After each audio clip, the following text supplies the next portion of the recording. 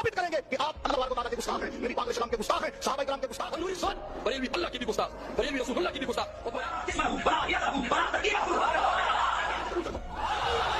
میں تیرے مناظرے کے چیلنج کو قبول کروں۔ چوٹ پہ کہتے ہیں وہابیوں کے پیچھے نماز نہیں پڑھتے، اور تم ایسے منافق ہو۔ ہم صوفی کو بنانا ہے 500 سال پہلے 500 سال میں صوفی بنا ہوتا، میں تو نہیں بنا گیا ہاں اسلامی کے خلاف بھاگنے والے تو جو کافر کو کافر میں کہیں کافر ہے اور اسی میں فیصلہ کرتے ہیں گھوڑا یہ جائے گل کرے دی بہن دی سری چھوٹے لا دیا گے، موچے پا دیا گے، نانی یاد کرا دیا گے، فاطمہ کے خلاف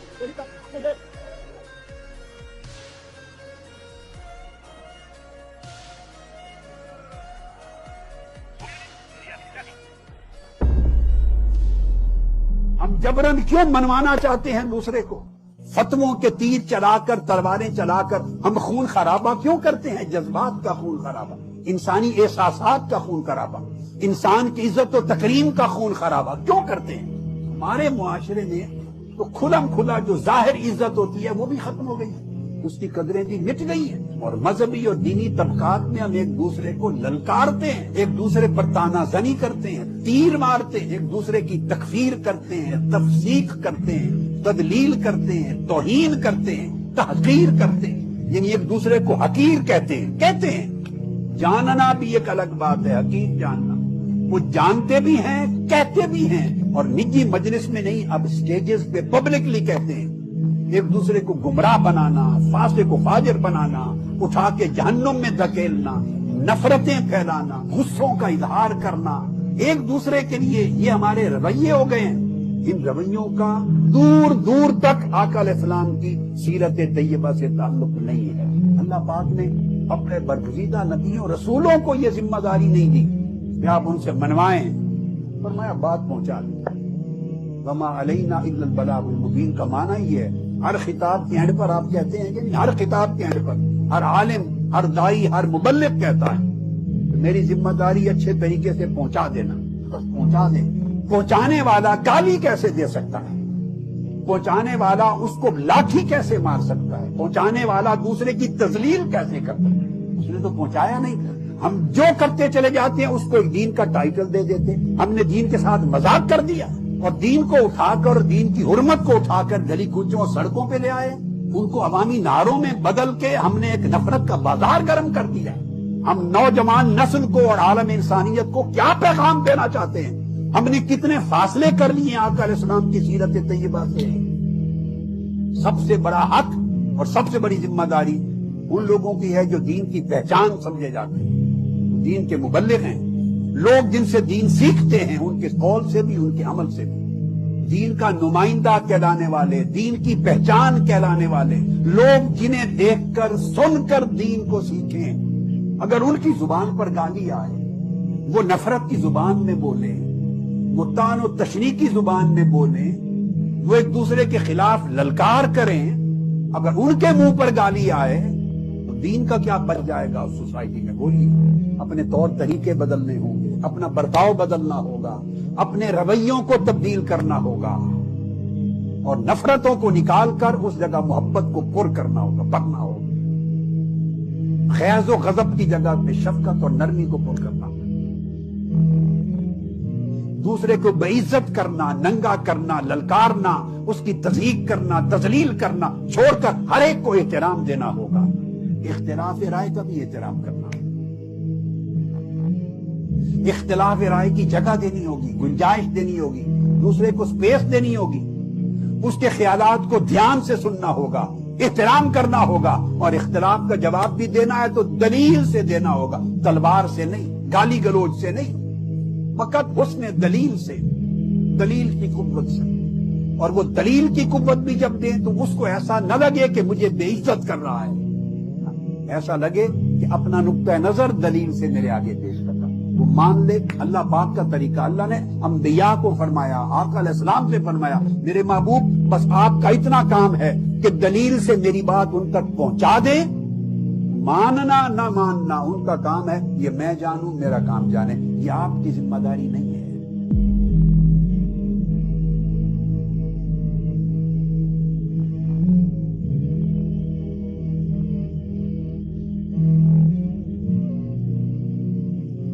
دین میں جن باتوں کی وجہ سے تو فرقہ برپا ہوتا ہے۔ ان سب کا اگر آپ استقصاء کریں گے تو وہ صرف 4 عنوانات پر تقسیم ہوں گی۔ ایک یہ کہ اصل دین پر کسی ایسی چیز کا اضافہ کیا جائے جو دین میں نہ ہو، اور اسی کو اختلاف کفر و ایمان یا فرق ہدایت و ضلالت کی بنیاد بنا ڈالا جائے۔ دوسرے یہ کہ دین کے کسی خاص مسئلے کو لے کر اس کو وہ اہمیت دی جائے جو کتاب و سنت کی روح سے اس کو حاصل نہیں ہے، اور اسی کو گروہ بندی کی بنا قرار دے لیا جائے۔ تیسرے یہ کہ اجتہادی اور استنباطی مسائل میں غلو کیا جائے اور ان امور میں اپنے مسلک کے سوا کسی دوسرے مسلک والوں کی تفسیق و تضلیل یا تکفیر کی جائے، یا کم از کم ان سے امتیازی معاملہ کیا جائے۔ چوتھے یہ کہ نبی کے بعد کسی خاص شخصیت کے معاملہ میں غلو کیا جائے اور اس کے لیے کسی ایسے منصب کا دعویٰ کیا جائے جسے تسلیم کرنے یا نہ کرنے پر آدمی کے مومن یا کافر ہونے کا مدار ہو، یا کوئی جماعت یہ دعویٰ کرے کہ جو اس میں داخل ہے صرف وہی حق پر ہے، باقی سب مسلمان باطل پر ہیں۔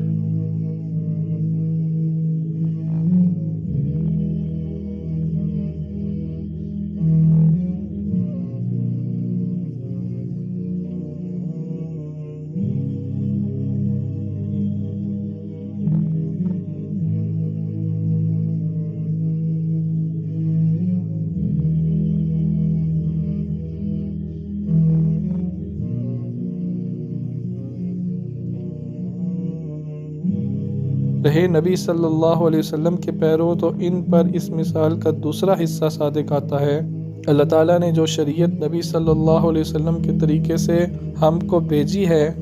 اس کو خدا کی شریعت ماننے والے اور اسے واجب التعمیل سمجھنے والے سب کے سب مسلمان ہیں۔ اب اگر اس شریعت کے احکام میں ایک شخص کسی طرح سمجھتا ہے اور دوسرا کسی اور طرح، اور دونوں اپنی اپنی سمجھ کے مطابق اس پر عمل کرتے ہیں، چاہے ان کے عمل میں کتنا ہی فرق ہو، ان میں کوئی بھی نوکری سے خارج نہ ہوگا، اس لیے کہ ان میں سے ہر ایک جس طریقے پر چل رہا ہے یہی سمجھ کر تو چل رہا ہے کہ وہ آقا کا حکم ہے۔ پھر ایک نوکر کو یہ کہنے کا کیا حق ہے کہ میں تو نوکر ہوں اور فلاں شخص نوکر نہیں ہے؟ زیادہ سے زیادہ بس وہ یہی کہہ سکتا ہے کہ میں نے آقا کے حکم کا صحیح مطلب سمجھا اور اس نے صحیح نہیں سمجھا،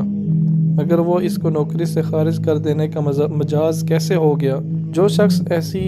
جرت کرتا ہے وہ گویا خود آقا کا منصب اختیار کرتا ہے۔ وہ گویا یہ کہتا ہے تو جس طرح آقا کے حکم کو ماننے پر مجبور ہے اسی طرح میری سمجھ کو بھی ماننے پر مجبور ہے۔ اگر تم میری سمجھ کو نہ مانے گا تو میں اپنے اختیار سے تجھ کو آقا کی نوکری سے خارج کر دوں گا۔ غور کرو یہ کتنی بڑی بات ہے۔ اسی لیے نبی صلی اللہ علیہ وسلم نے فرمایا ہے کہ جو شخص کسی مسلمان کو ناحق کافر کہے گا اس کا قول خود اسی پر پلٹ جائے گا، کیونکہ مسلمان کو تو خدا نے اپنے حکم کا غلام بنایا ہے، مگر یہ شخص کہتا ہے کہ نہیں، تم میری سمجھ اور میری رائے کی بھی غلامی کرو، یعنی صرف خدا ہی تمہارا خدا نہیں ہے بلکہ میں بھی چھوٹا خدا ہوں، اور میرا حکم نہ مانو گے تو میں اپنے اختیار سے تم کو خدا کی بندگی سے خارج کر دوں گا، چاہے خدا خارج کرے یا نہ کرے۔ ایسی بڑی بات جو شخص کہتا ہے، اس کے کہنے سے چاہے دوسرا مسلمان کافر ہو یا نہ ہو، مگر وہ خود تو اپنے آپ کو کفر کے خطرے میں ڈال ہی دیتا ہے۔ حاضرین، آپ نے دین اور شریعت کا فرق اچھی طرح سمجھ لیا ہوگا، اور یہ بھی آپ نے جان لیا ہوگا کہ بندگی کے طریقوں میں اختلاف ہو جانے سے دین میں اختلاف نہیں ہوتا، بشرطے کہ آدمی جس طریقے پر عمل کرے نیک نیتی کے ساتھ یہ سمجھ کر عمل کرے کہ خدا اور اس کے رسول نے وہی طریقہ بتایا ہے جس پر وہ عامل ہے، اور اس کے پاس اپنے اس طرز عمل کے لیے خدا کی کتاب یا اس کے رسول کی سنت سے کوئی سند موجود ہو۔ اب میں آپ کو بتانا چاہتا ہوں کہ دین اور شریعت کے اس فرق کو نہ سمجھنے سے آپ کی جماعت میں کتنی خرابیاں واقع ہو رہی ہیں۔ مسلمانوں میں نماز پڑھنے کے مختلف طریقے ہیں۔ ایک شخص سینے پر ہاتھ باندھتا ہے اور دوسرا ناف پر باندھتا ہے۔ ایک شخص امام کے پیچھے فاتحہ پڑھتا ہے اور دوسرا نہیں پڑھتا۔ ایک شخص آمین زور سے کہتا ہے اور دوسرا آہستہ کہتا ہے۔ ان میں سے ہر شخص جس طریقے پر چل رہا ہے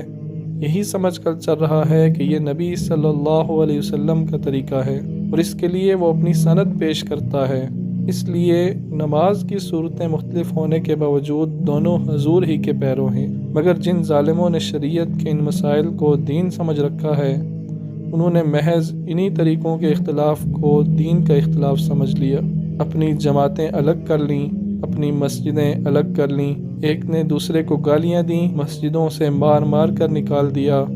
مقدمے بازیاں کیں، رسول اللہ صلی اللہ علیہ وسلم کی امت کو ٹکڑے ٹکڑے کر ڈالا۔ اس سے بھی لڑنے اور لڑانے والوں کے دل ٹھنڈے نہ ہوئے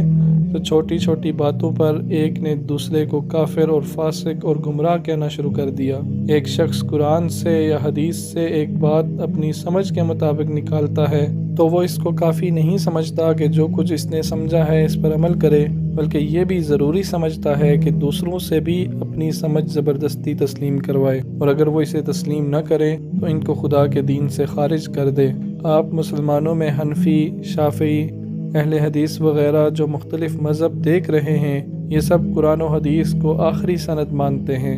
سمجھ کے مطابق وہیں سے احکام نکالتے ہیں۔ ہو سکتا ہے کہ ایک کی سمجھ صحیح ہو اور دوسرے کی غلط، میں بھی ایک طریقے کا پیرو ہوں اور اس کو صحیح سمجھتا ہوں، اور اس کے خلاف جو لوگ ہیں اس سے بحث بھی کرتا ہوں تاکہ جو بات میرے نزدیک صحیح ہے ان کو سمجھاؤں، اور جس بات میں غلط سمجھتا ہوں اسے غلط ثابت کروں۔ لیکن کسی شخص کی سمجھ کا غلط ہونا اور بات ہے اور اس کا دین سے خارج ہونا دوسری بات۔ اپنی اپنی بات سمجھ کے مطابق شریعت پر عمل کرنے کا ہر مسلمان کو حق ہے۔ اگر 10 مسلمان 10 مختلف طریقوں پر عمل کریں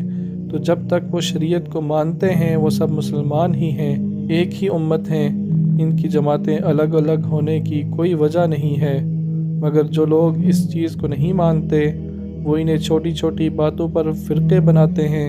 ایک دوسرے سے کٹ جاتے ہیں، اپنی نمازیں اور مسجدیں الگ کر لیتے ہیں، ایک دوسرے سے شادی بیاہ، میل جول، ربط و ضبط بند کر دیتے ہیں۔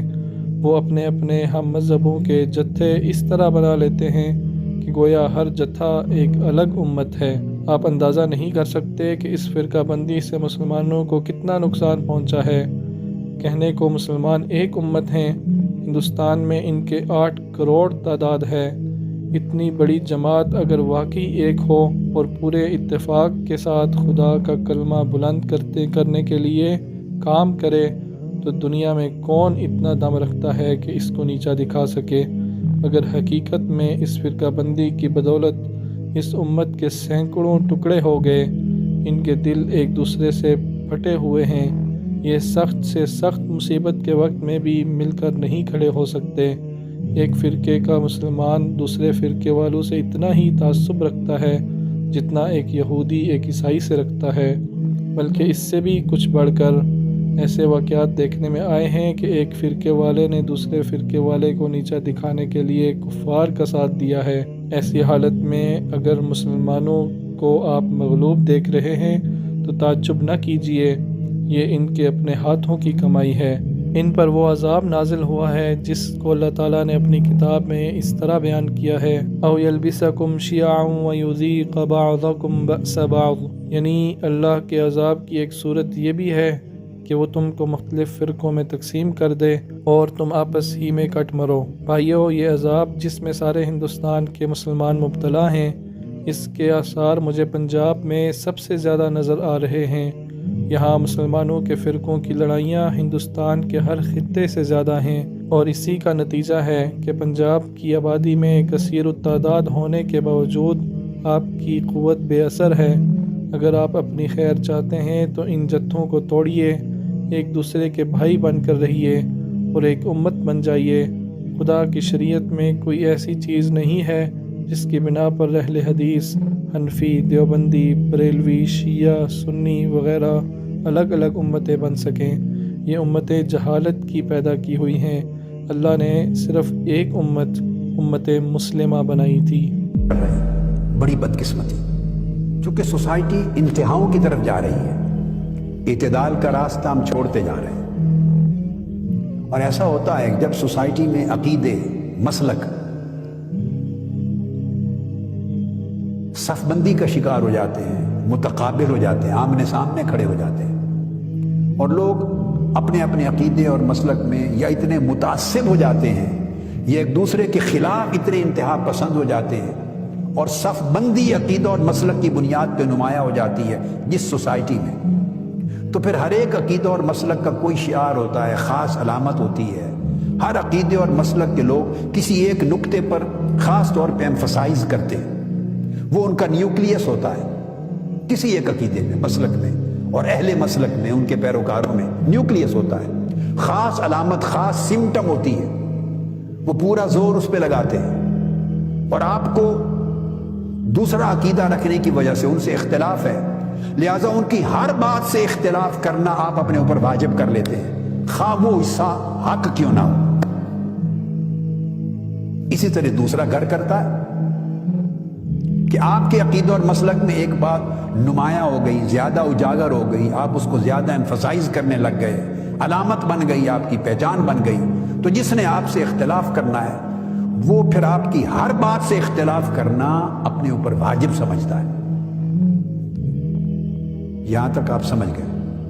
پھر اس سے آگے خطرناک بات کیا ہوئی؟ خطرناک بات یہ ہوئی اور ہو رہی ہے کہ پھر لوگ یہ سمجھتے ہیں، اور حتیٰ کہ اہل علم بھی اس کی زد میں آ گئے، اس کا شکار ہو گئے، اس تعصب کا، اس نادانی کا، اور اس صف بندی اور دھڑے بندی اور فرقہ پرستی کی بری فضا کا شکار ہوئے ہیں، دانستہ یا نادانستہ، جان بوجھ کر نہیں، نادانستگی میں ہو رہا ہے۔ وہ کیا کرتے ہیں کہ پھر ہر اس کام سے پرہیز کرتے ہیں، اجتناب کرتے ہیں۔ وہ سمجھتے ہیں اگر ہم نے یہ کام کیا جو شیعہ کر رہے ہیں، اگر ہم نے یہ کام کیا جو دیوبندی حضرات کر رہے ہیں، دیوبندی سمجھتے اگر ہم نے یہ کام کیا جو بریلوی کہلانے والے اہل سنت وہ کر رہے ہیں، اگر ہم نے یہ کام کیا جو اہل حدیث مکتب فکر کے لوگ کہہ رہے ہیں، وہ سمجھتے ہیں اہل حدیث حضرات کہ اگر ہم نے یہ بات کہی زور دے کر جو اہل سنت حضرات یا اہل تشیع حضرات کہہ رہے ہیں، ہر ایک دوسرے کے بارے میں، حالانکہ دوسرے مسلک کا ہونے کا مطلب یہ نہیں ہے کہ 100% اس کی ہر بات غلط ہو گئی، گمراہی ہو گئی، ایسا نہیں ہوتا۔ ہر ایک کے یہاں کچھ چیزیں درست ہوتی ہیں، کچھ غلط ہوتی ہیں، کچھ میں مبالغہ کر دیتے ہیں لوگ، کچھ میں تفرید کر دیتے ہیں، کچھ میں افراد کر دیتے ہیں، کچھ میں حد سے آگے بڑھ جاتے ہیں، کچھ میں حد سے گھٹ جاتے ہیں۔ جن لوگوں نے اپنے دین کو ٹکڑے ٹکڑے کر دیا اور گروہ گروہ بن گئے، یقیناً ان سے تمہارا کچھ واسطہ نہیں، ان کا معاملہ تو اللہ کے سپرد ہے، وہی ان کو بتائے گا کہ انہوں نے کیا کچھ کیا ہے، یقیناً ان سے تمہارا کچھ واسطہ نہیں۔ خطاب نبی صلی اللہ علیہ وسلم سے ہے، اور آپ کے واسطے سے دین حق کے تمام پیرو اس کے مخاطب ہیں۔ ارشاد کا مدعا یہ ہے کہ اصل دین ہمیشہ سے یہی رہا ہے، اور اب بھی یہی ہے کہ ایک خدا کو الہ اور رب مانا جائے، اللہ کی ذات، صفات، اختیارات اور حقوق میں کسی کو شریک نہ کیا جائے، اللہ کے سامنے اپنے آپ کو جواب دہ سمجھتے ہوئے آخرت پر ایمان لایا جائے، اور ان وسیع اصول و کلیات کے مطابق زندگی بسر کی جائے جن کی تعلیم اللہ نے اپنے رسولوں اور کتابوں کے ذریعے سے دی ہے۔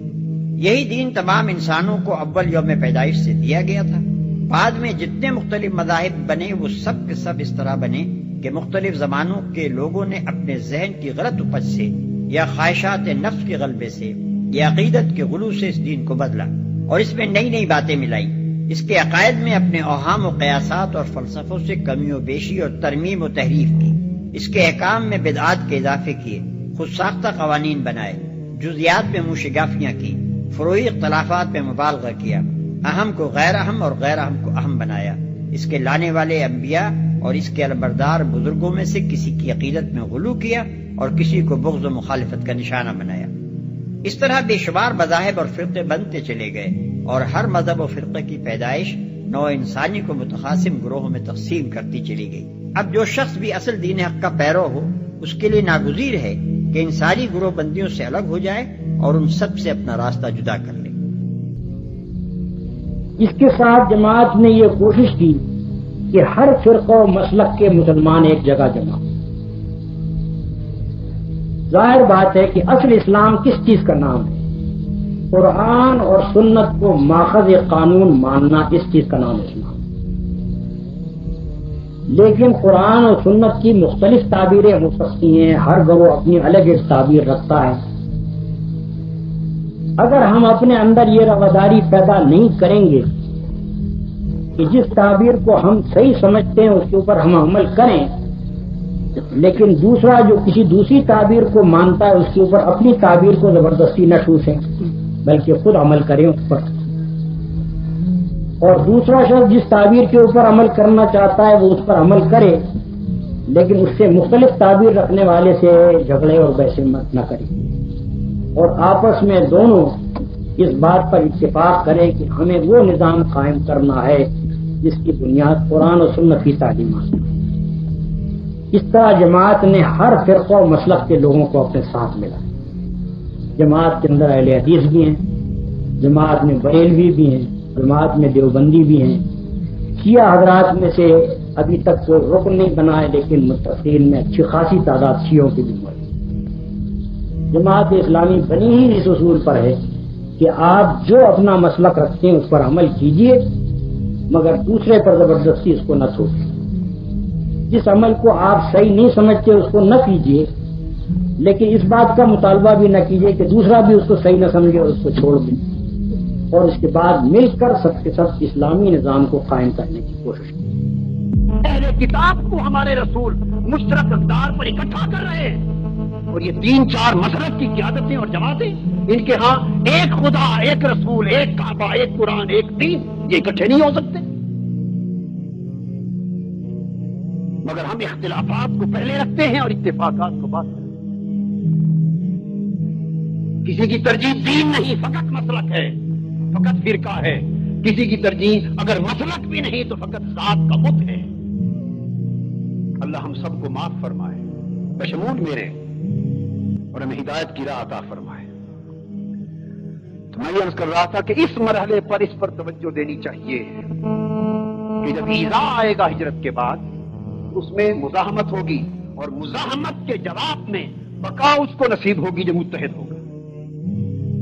ورنہ منتشر ذرے ہیں، سب مار کھاتے پھریں گے، چلتے پھریں گے۔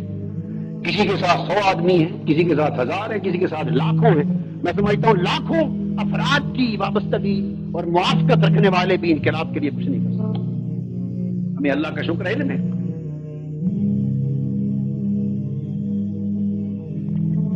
تو اس کے لیے وحدت اور یگانگت اور اتحاد کے عمل کی ضرورت ہے کہ اہل ایک سوچے۔ میں محترم ڈاکٹر اسرار احمد صاحب کو مبارکباد دیتا ہوں کہ انہوں نے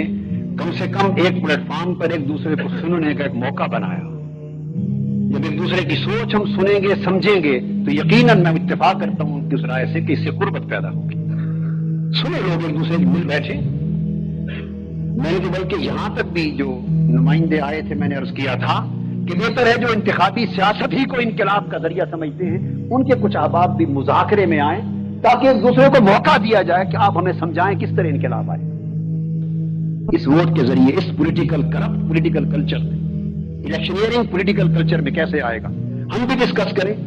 تاکہ مل کر ایک دوسرے کے افہام اور تفہیم کے ساتھ آگے بڑھنے کی کوشش ہو۔